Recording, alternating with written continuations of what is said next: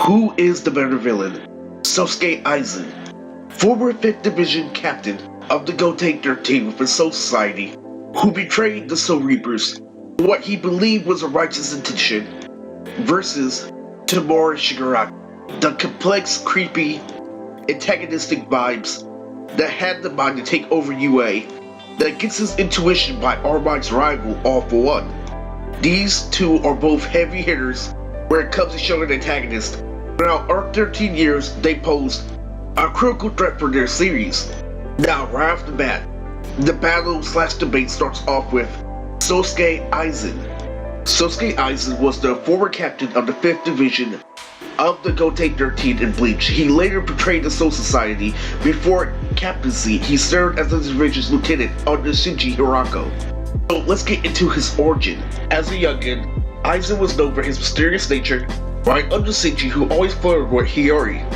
He had hints of the Soul Society being unjust and unorganized when it comes to certain factors that disagreed with his psyche. Therefore, he kept a lookout on things like the Hogyoku and Tosen in order to further his plan for justice. One thing that was assured and remained enticing lately to the anime community was the early days when he got into a big three-way prison war between him, Shinji, Uraraka, and Mayuri Kuroshichi. Mayuri, before captain, was obviously a heavy prisoner with scientific details that gave Aizen the idea how to take down entire Soul Society, along with lately fishy tendencies looking at Urahara. How Shinji and Urahara had debate, Aizen quickly latched on, removed Shinji's authority as Soul Society captain back when visors were allowed. Visors became a whole different species. Then later on, Sosuke Aizen became 5th Division captain. What gave him the hint of him taking over was due to unorthodox examples, like Urahara trustworthy or is Aizen trustworthy. At this age in the series, I forgot who went to prison for over 1,000 years, over 100 years before reinstated.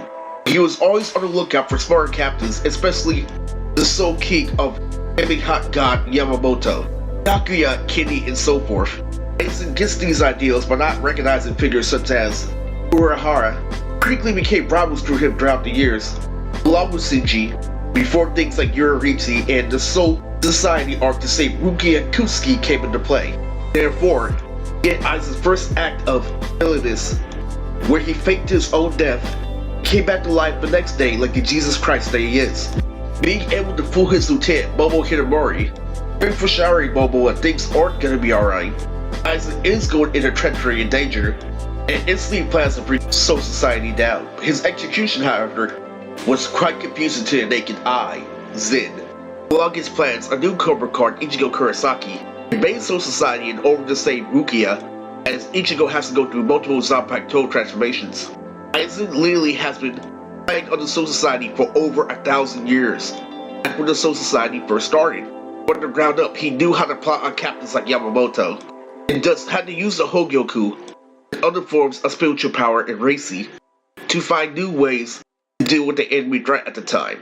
Just like Visors, he created a race of Shinigami that could wake Mundo, but in order for his plan not to be cut off by stronger captains like Mayuri, Apache, and so forth, he made sure to fool Hitomori, hanging himself on the cross like Jesus, scaring all the Serate, and killing himself like the Jesus Christ that he is. Boy, does he need Moses.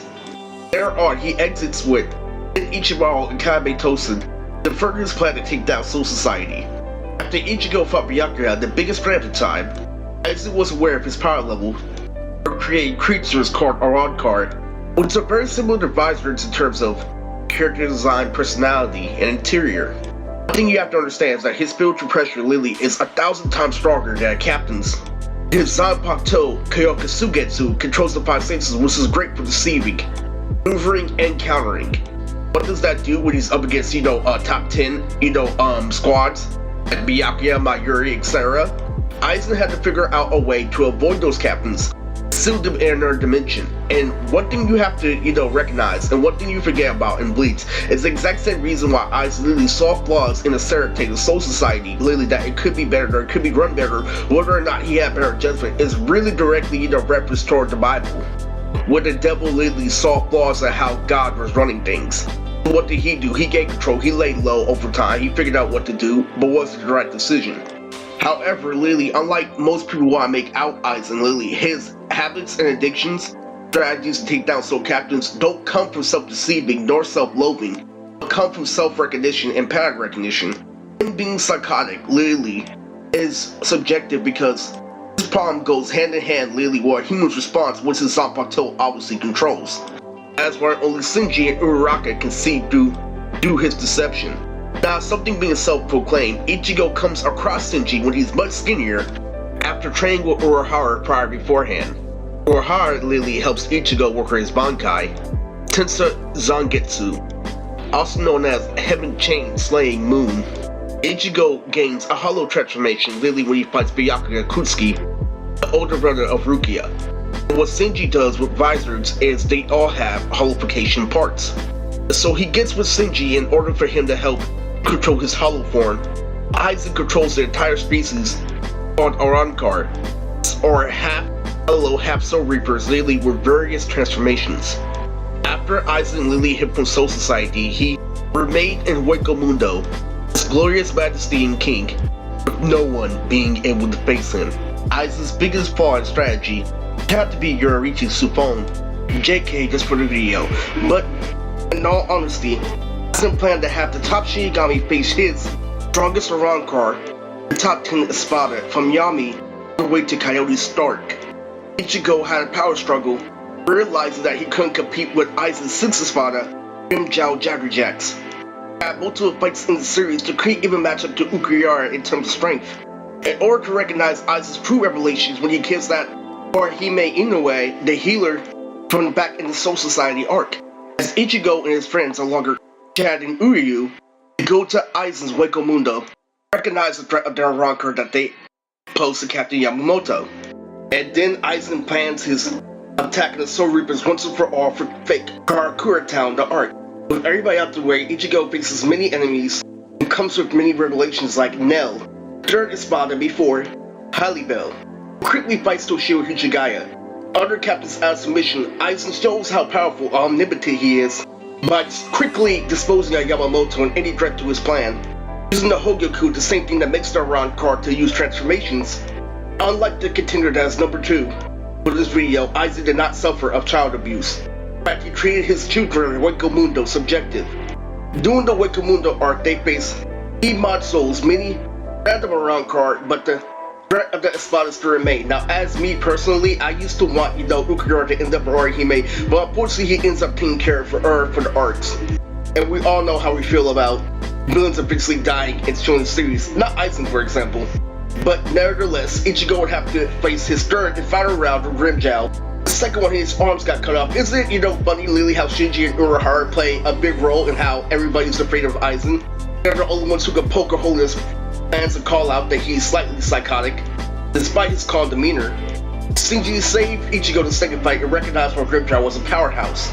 Before Grimjow, Ichigo goes into the third Espada, without a child weakling like Dragon Ball GT, Eliel.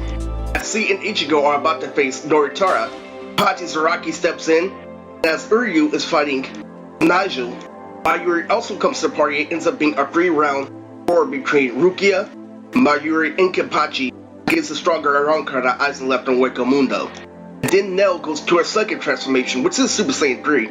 It's still saved by my boy Kenny G at the end of the day. So if that established, Lily, while there in Hueco Mundo, simultaneously Aizen is attacking all Soul Reaper captains.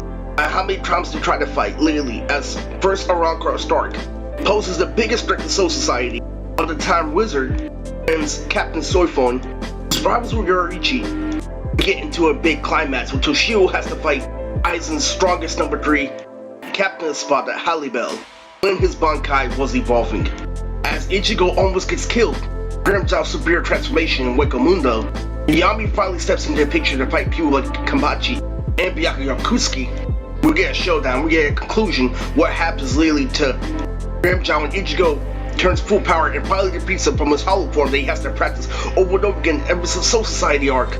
Finally faces the tyrant Lily, the calm, cool collective strategist attacker Ukuyara Cypher, and destroys all of Ichigo's hopes and dreams. It was one for him to transform Bankai gets Gortenso and increases his hollow form right in front of Orihime.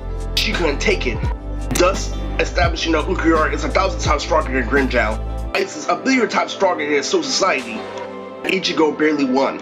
While that's happening, Aizen is fooling every single captain on the battlefield of Koryoke Sugetsu.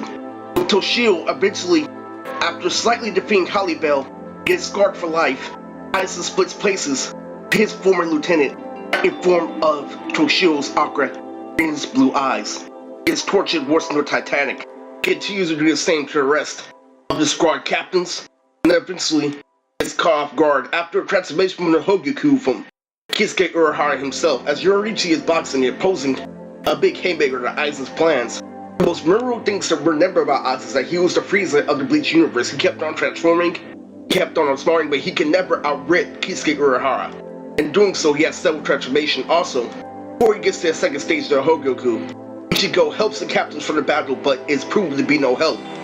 All in doubt, literally, while Ichigo has to transform, his inner dialogue gained another transformation in his hollow unification. Aizen is squared off by Gen Ichimaru as Gen tries to betray him. He recognizes how Aizen's Koryoku Sugetsu works. He must touch the blade in order to enable Aizen's actions. By standing back in the battle the whole time, Great Aizen finally gets defeated by the final transformation of Yugetsu. Ichigo's response transformation, the final Kisuke Tensho. It is powerful enough to destroy Aizen literally. It couldn't defeat him as a whole because Aizen's ability allows him to regenerate to a certain extent. How Aizen literally gets defeated was he sealed and captured because he couldn't be defeated by Urahara. Aizen was such a clever villain, such a big strategist that they eventually needed his help later, several years later, side by side with Ichigo to fight Bleach's current gay-ass villain, Yuha Bach. Now it's on to the next contender for this channel. My favorite antagonist for Bleach Senile and Bath Salt reasons. Favorite hero justification for why he did something wrong, Tomura Shigaraki. On the same level as manipulating as Aizen, Shigaraki, however, has an Oyeller effect. Unlike most villains shown in the Axo Erta side, the hero side doesn't really have a big reason to oppose him. For 9 times out of 10, Shigaraki is actually morally right. He actually does care literally for children if they weren't trustworthy. Practices scrap unlike other villains. He is so morally straight, he could possibly be a hero. Tomura was actually born with black hair, literally that came from a sub-abusive family. Had knowledge of the hero government, literally that told Shigaraki that he could never be a hero. Then when his quirk activated, he accidentally asked his whole family because his quirk is decay. During the revelation, literally Shigaraki literally made a vow to kill all heroes of the association. And as his for quirk decay literally comes from an Almighty STD, we have my favorite scene of My Hero Academia, which makes him one of my favorite antagonists, choking Lil Deku Izuku Midoriya at the shopping mall. It's like Michael Jackson, literally, he has the addiction, helping out little kids.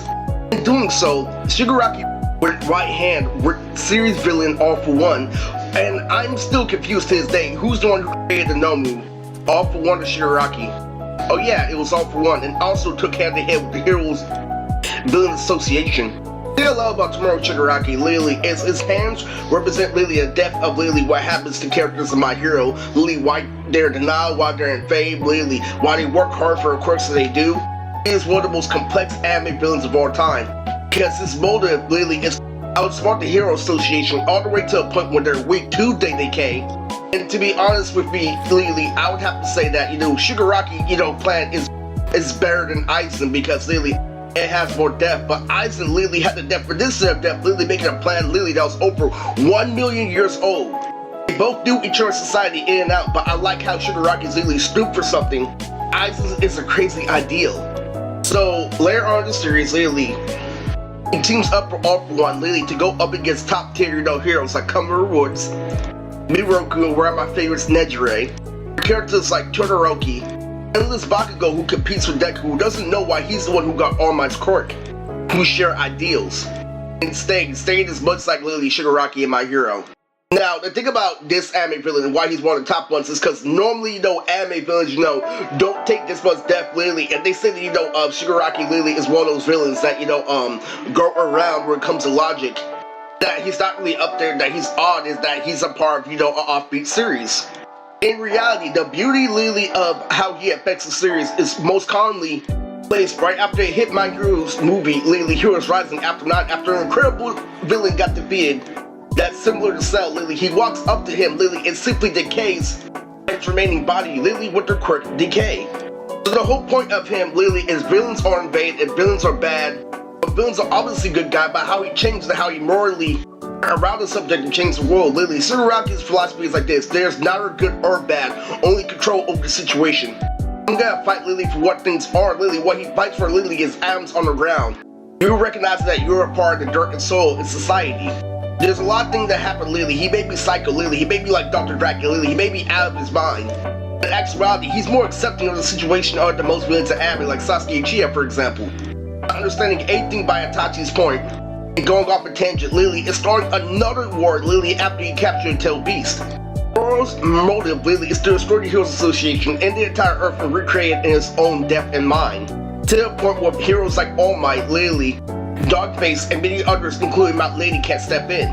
It goes hand in hand, Lily, with Deku, and what makes Deku, Lily, such a good, protagonist to Shigaraki being the antagonist, is that Deku, Lily, has a bright and naive nature, but is also super focused, Lily, and concentrated on school. And Shigaraki, Lily, goes around and grapples situations, no pun extremely intended, in order to break down to Deku, Lily, the depth of his world, why he can't be happy-go-lucky all the time. He is worse than Strangler for SpongeBob, because what he does is he squeezes people's ideals. Lily crushes people like Uraraka and makes them fight Lily Toga and make them recognize right or wrong. Lily, he cross-fades for everybody in the series. And then when he fully puts his plan into activation, Lily captures one of my favorite, villains to this day, Bakugo, which is a great favorite villain by example. And what happened was, Lily, it was around seasons 3 through 4, where Bakugo, Lily, gets in bandages. It's captured by what Shigaraki's, Lily, biggest squad, like how Aizen has the spotter, Lily, he has a big, squad, especially him with Cold Toga. Lily, her, Twice, Dabi, and that chameleon dude are way worse than Endeavor. Shigaraki, Lily, has one of the worst anime posses of all time, and I personally think he looks like Grimmjow. But no more for the young boy who calls himself Izuku Midoriya. What ends up happening is Deku, Lily, Todoroki, Momo, and Kirishima have to save Lily, the young man Bakugo. In costume, Lily almost, fled. He got destroyed by a shoe by Mount Lady. And honestly, right afterwards, there are a couple of arcs that lead up to the big, showdown between UA and Shigaraki's plant, which is our current season we're on in My Hero. My Hero is currently on our last season. I'm extremely mad that this series is ended because it's one of those animes that I lived through in and out. Because All Might was a fair hero. And then we get Overhaul, Lily, the drug dealing, unbelievable reincarnated mob boss that he is only Lily a stepping stone towards the fact that we get characters like Mirio, avoiding characters like Eden, Lily, whose brother has a lot to do with the series, all the way to a point where we get a rural whirlpool with a fight between, Uraraka and Himiko Toga. How Mirio, Lily, contributes to this whole plan was, Lily, it's not just his quirk, his backstory, Lily, goes hand in hand, Lily, where anime, the current state of anime, I personally love Mirio and how he has to do a lot with this segment. My Hero is partially weird, Lily, but serves a purpose. Exact same reason why I got into this series athletically. Because his quirk is to go in and out, Lily, through buildings, through transparency, like Toby over time. And I can adapt to it, and what happens, Lily, and Shigaraki is his quirk, Lily, is stronger than all. Destroying buildings, destroying civilizations with a quirk Decay. So where am I getting at, Lily? So the final statement for this video, after analyzing both sides, even though I feel like Shigaraki has a stronger point, I have to give it to Aizen. His plan was more cunning and more clever, Lily, and how he interacts with people was more hands-on. Lily, however, with Shigaraki, Lily, when he enters Lily, it was more hands down, but more, theoretical, like Lex Luthor. Taking advantage on All Might, Lily, is old, Lily, and depth is way better than Aizen, Lily, fooling Yamamoto, even though, Lily, he's more of a cunning villain. Therefore, the plan to take down Yamamoto took more time, but I felt like he had a way better execution. Shigaraki had stronger meaning. But overall, Aizen, Lily, was more, impact in character. Replicated one of the biggest villains of all time, Frieza, a librarian compared to Shigaraki, and was way more clever where it came to his force. I feel like, Lily, they were both equal, Lily, with the tools they had for annihilation, but Aizen was more clever with how the tools were spread. And the icing on the cake, Lily, was Aizen was unbeatable at one point, and Shigaraki put himself in a position where nobody could beat him. In other words, Lily, Shigaraki could have been exposed, and Aizen could have never been exposed, and he exposed the Soul Society, Lily. While on the other hand, Tomura was Lily butthurt if he tried to expose Lily, the Heroes Association, Lily, great, stronger figures like All Might and Deborah would get in the way. So overall, it would have to be my boy, Sosuke Aizen. But fooling everybody with Kuryoki Sugetsu, not laying his guard down, losing to a piece cheap in a video game, Lily, like somebody hacked Kingdom Hearts. But overall, I have to give it to Aizen from Bleach. The winner is Sosuke Aizen.